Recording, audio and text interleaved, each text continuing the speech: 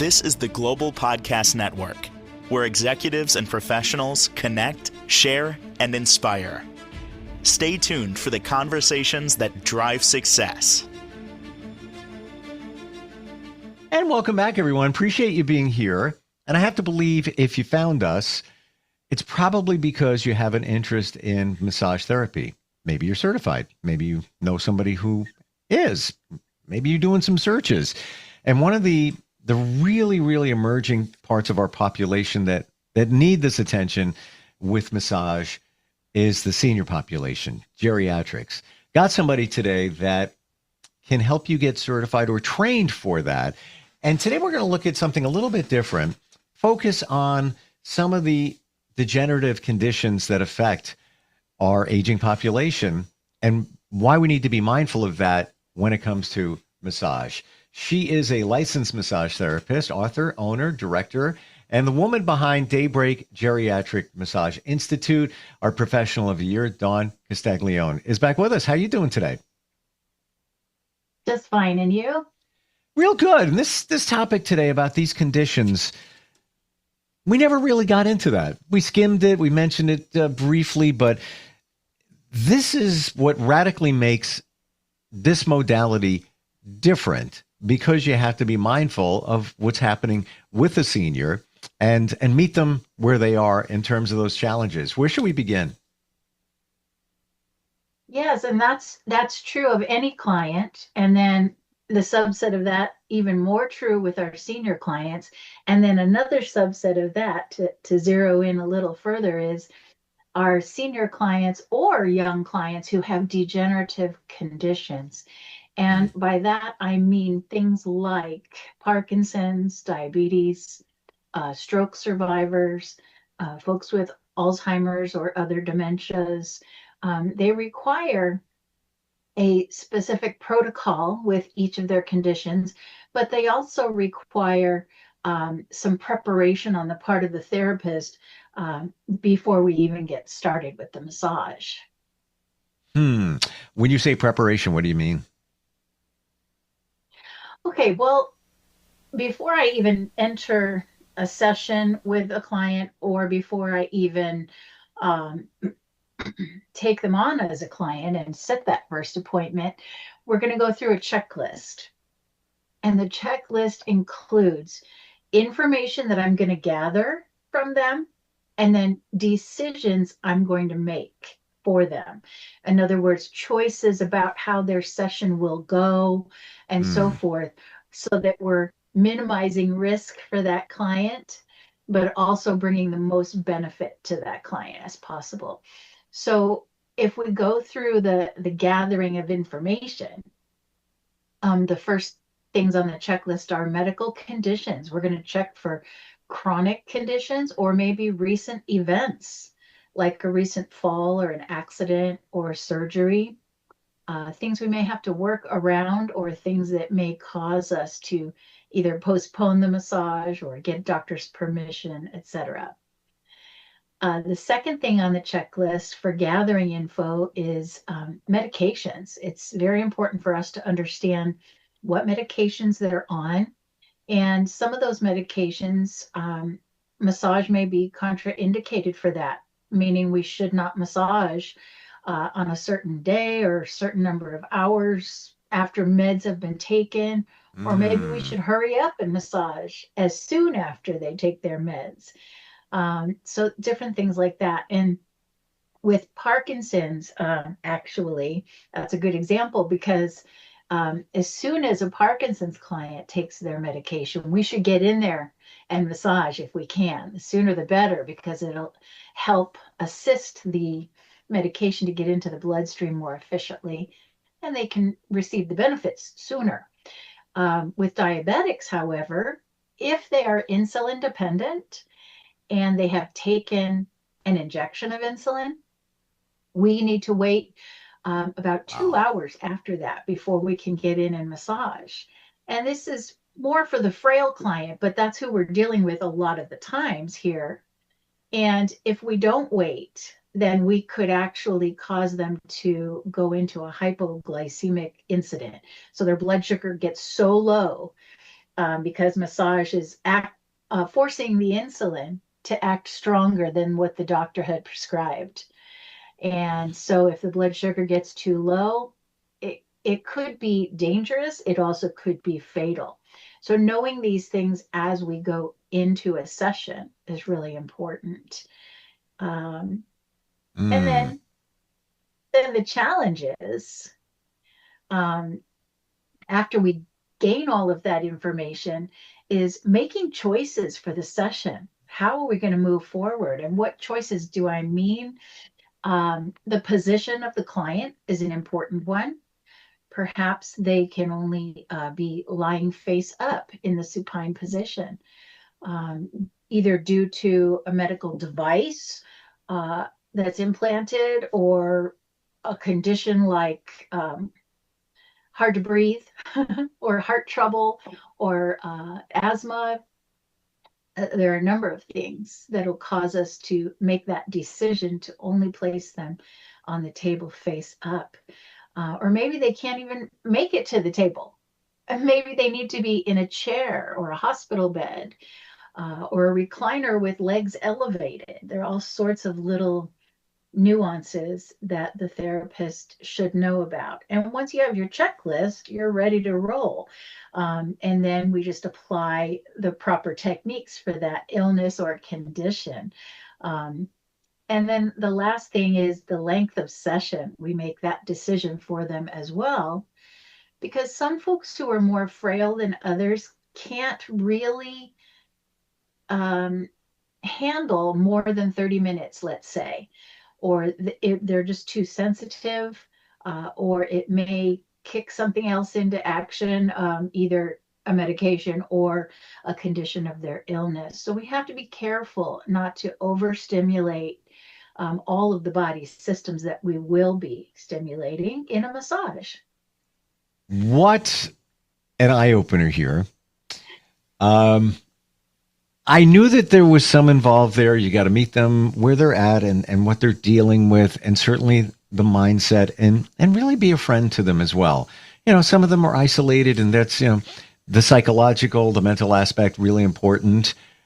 But I'm far from qualified. Had no idea there was so much that you need to be mindful of within their lives. Medication, conditions, on and on and on. How do you handle that, Dawn, when it comes to, you're about to do a massage for a senior? Even the medication. What if they're not 100% sure? What if, you want to make sure you got it right? Where do you go with that? Is it, do you connect with somebody that is taking care of them, or somebody that's in a facility with, that oversees that? Because I got to believe, and I hear these stories too from friends, that even one in particular, her mom doesn't remember these things, doesn't remember them. Absolutely. And that is a challenge.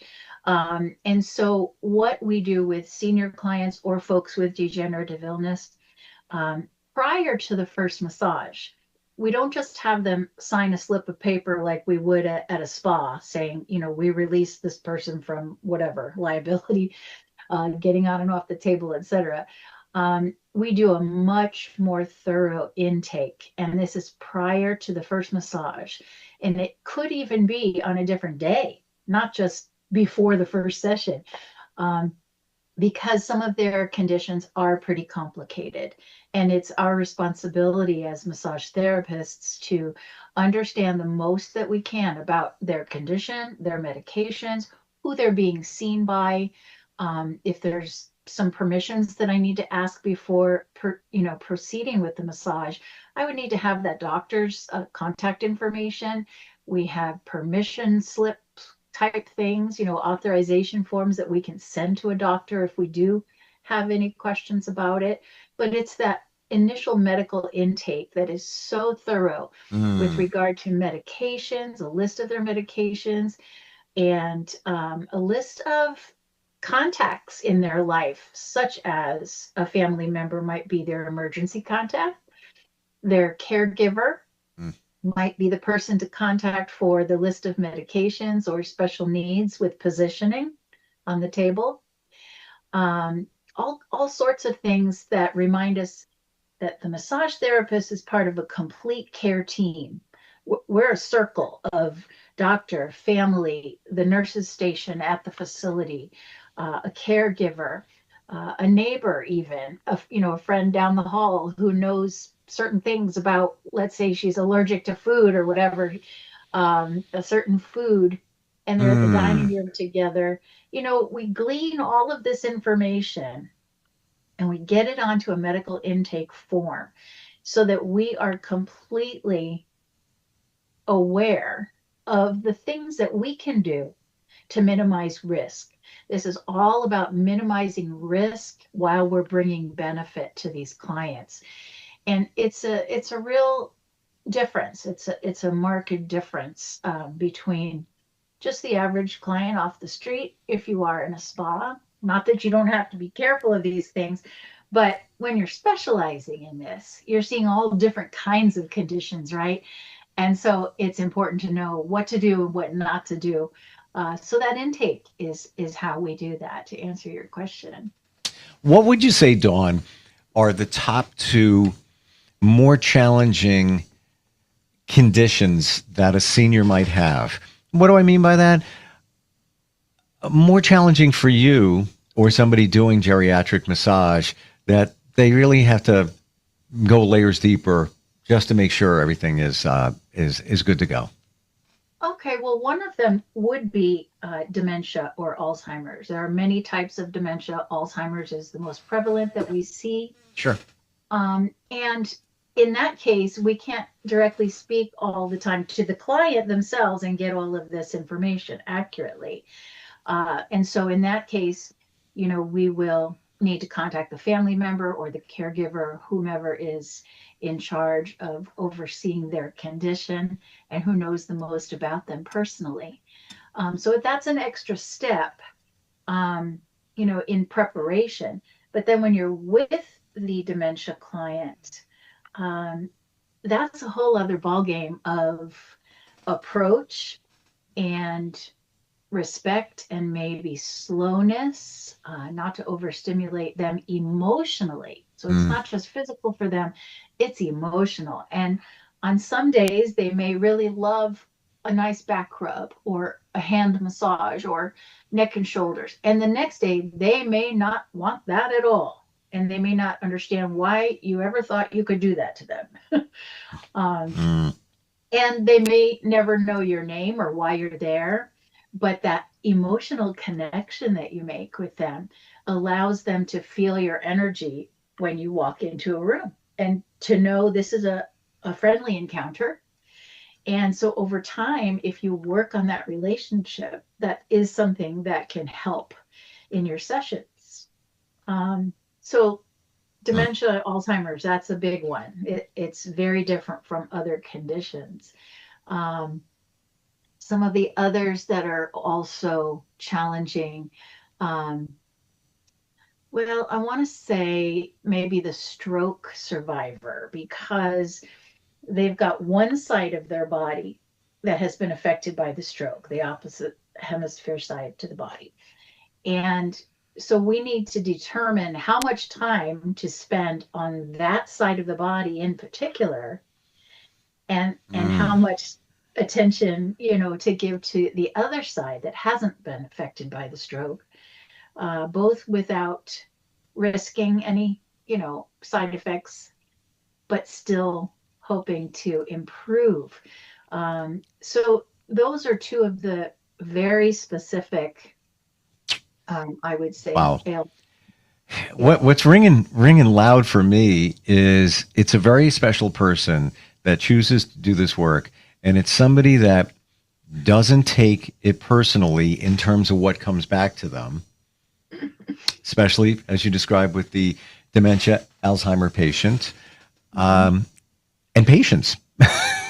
Those two things, they seem to be very key components here. Would you say that would be accurate?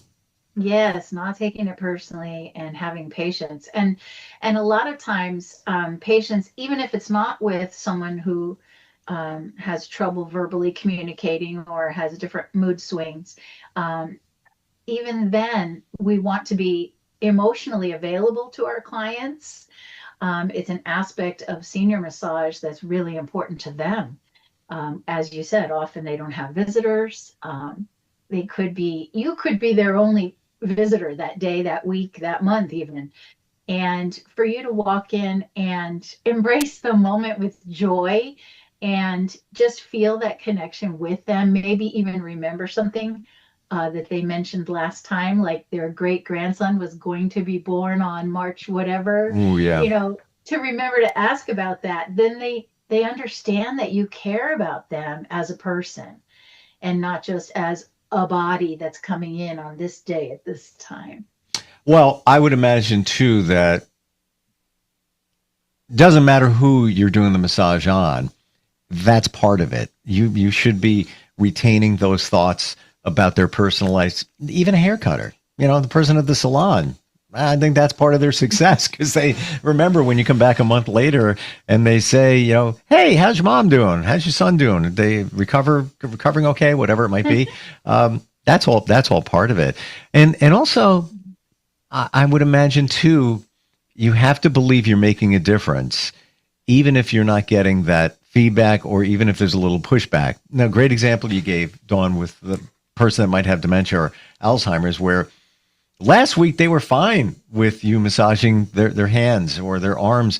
Now, I don't want that, and then you maybe intuitively decide, well, let me try the feet.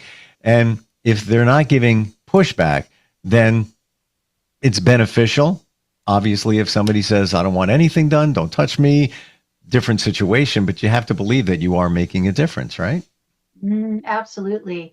And especially with a dementia client, there are times where I have just sat and held them and maybe rock with them or maybe not even touch them. I'm going for a massage episode with them and I may not even lay hands on them if they're not up for that, but they might be up for singing along to an old nursery rhyme or something. I remember a time where a dementia client of mine, she hadn't spoken for at least 2 years since she had moved into the facility I worked at. And they warned me, they said, don't be, worried about it, but just watch her facial expressions and body language. And it's okay if she doesn't talk to you. So, okay, she doesn't talk. And she kind of felt a little like, I'm not sure what massage is. I'm not sure I want you touching me. So we just sang. I just decided I'm going to sing to her. And I sang a little something. And I didn't really get a reaction. And then I sang You Are My Sunshine. I think I've mentioned to you before. And her face began to wake up from that kind of distant place with no expression. The second thing is her eyes began to smile. And then the third thing, which shocked me and changed my life forever, is she began to sing with me. And for a person who no longer speaks, wow. Yeah, I mean, she sang with me, and music is a way to get in there and tap into what is still there, very much alive and very much in need. It's all about the relationship. And look at it this way. If two people meet on a first date, and let's say we met on a first date, we show up, have a cup of coffee, whatever, I'm trying to get to know you, you're getting to know me, and I walk over and I start massaging your shoulders and your arms and your hands. The hell are you doing? Like, who are you? What's going on here? Yeah, put the brakes on. What? What? Right. I gotta imagine it's the same thing. You're starting a new relationship with somebody. There's physical touch involved, and if they're not 100% sure of what's going on, even more so there, you got to go slow at that and establish that relationship, which is what you did, and certainly singing to that person. You touched them, they touched you, and I don't mean physically. I don't mean physically at that point. Right. That's the thing, is that it comes back to you. These blessings are amazing, things that you would never believe you would be changed by. And because of that, I I very much think of this modality of massage as a way to change hearts and lives. Mm, That I mean, that's why I'm in it. That is why I'm in it. Yes, I had to learn a lot of skills to make sure that I'm minimizing risk and to make sure I'm benefiting them in the best way possible. Yes, that's all true. But technique without the emotional connection and the expectation of changing their hearts and lives and having them change yours back, it's just it's a flat career at that point if you don't have that expectation, because you're not going in with, that approach that is so necessary, as you were saying, with patience and mm. nurturing. Yeah. I can't imagine the amount of patience you would have to have in massage therapy in general, but now here, to me, it's like times 1,000. That everything that's involved, from the conversation, the connection, the massage, considering the condition that they might have, and all of that. It's not like, well, let me get my certification and jump in there and want to help older folks. That's beautiful as a starting point, but Right. there's much more involved here, and because of that, I got to believe that it's that much more rewarding, right? Mm. Absolutely, absolutely. And that is a side effect or a benefit that I never expected. Mm, To the degree that I have experienced it, it has been a life changer for me. And I was just thinking when you said something, because now we're watching the Olympics on television right now. The sure. whole world is watching Italy. That the figure skaters who approach the ice with a smile on their face and passion for the message of their performance in their heart and in their body, we get so much more out of their performance than if they were simply, running through compulsory moves. Okay, I got that, spin down and I got that jump down. Well, okay, but did you change anybody's life with your performance? Probably not. So it takes the Mm, person initiating that experience. So in our case, the massage therapist, and in their case, the figure skater. It takes commitment on their part to approach this with an emotional commitment to the moment. mm. And then all the ripples of benefits happen to those affected by it. We take it for granted, even that the figure skater. Yes, we know they had training and it took a long time to get to the Olympics, but we watch it for entertainment. We don't Mhm. see everything that went behind that, and how they could be disappointed if they don't hit a certain mark. But you said the word before, energy. I think we feel their energy, and that's Mhm. why we connect with that person skating. It's not just a skater. There's so much that's coming back to us, and also the energy from that senior. Like you said, you could have had a bad session with them last week. What do I mean bad? Yeah, maybe you didn't connect. They were uncomfortable. Whatever, changed their mind. Whatever it might be. That's the way it is. Yeah. You're back the following week, and maybe they pick up on your energy. I'm gonna, as an example, I've heard these stories. Horses are very intuitive and pick up on energy, and I've heard Yeah. the horse could be bucking wild, crazy, everything, and then somebody goes there to provide therapy to them. They pick up on it as soon as that person walks into that pen, and that the animal that couldn't be tamed, they know that oh, this person's here for me. All right, yeah, I'm going to see what they got going on here, and I'm going to lean back. Yeah, we are animals too, and we pick up on energies. Yes, Mm, that's the thing. It's that whole idea that we're not physical beings that also have a spirit. We are spiritual beings that happen to be in a body for a while on this planet. And so when we realize that we understand that, yeah, the horse, the dog, it's not just, oh, my dog is a good judge of character. No, it's that children and animals are, are more of a pure sort of a conduit for receiving energies, positive and negative. hmm And we have, as humans, we have all these filters and walls up and everything that make us not quite as aware of that energy. So anytime we can take a step back and just be with ourselves and be with our client or the animal or whoever we're treating. We become aware of the exchange of energy between the two people or the animal and the person. That's so true. That's really a good point with the horses, because they are Thank you so for saying what you said. Not everybody will align with that. I get it. It's a little woo.